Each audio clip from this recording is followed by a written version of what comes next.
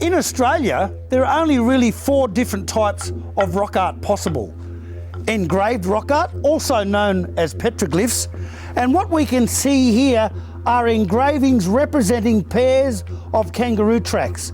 In this case, the Western red kangaroo, or Dhilta in language, Thirlta.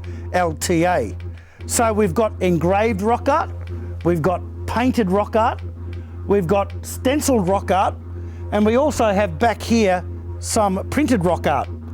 And the only member of the tribe who's allowed to do a hand print is the clever man.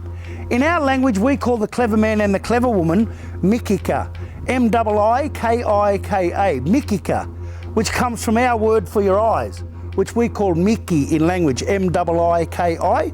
So Mikika means literally the all-seeing member of the tribe. The very best term which I've found in the English language, which I think best describes rock art, is the word multivalent.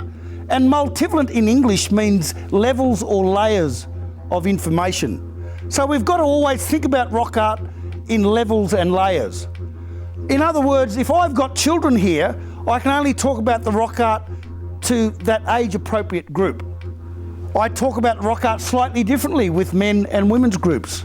I'm allowed to talk about rock art slightly differently again with older people as opposed to younger people. So the age and gender of your audience is always going to determine what you are and are not allowed to talk about.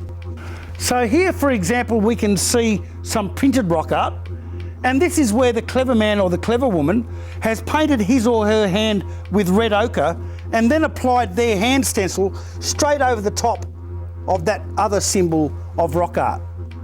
So what we can see here done in white ochre is a smaller inner circle surrounded by the larger outer circle.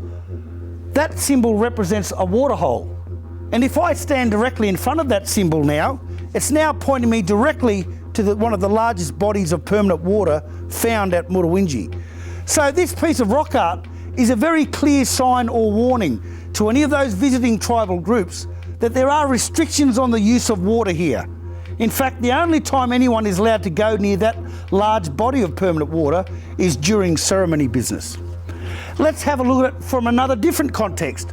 What we can see here is that small white circle. That tells me there's some kind of site in that direction. This circle tells me it's an important site. Done in white ochre tells me it's a sacred site. With the clever man's handprint tells me it's a men's sacred site. So again, stand directly in front of that symbol. It's now pointing me again to that gorge, and this is a very clear sign or warning to any visiting females. They are not allowed to go over that northeastern side of the valley because that's all men's business over there.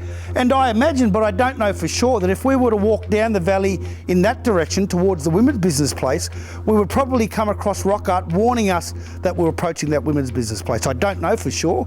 I've never been down there and I'll never go down there, but I imagine that's probably the case.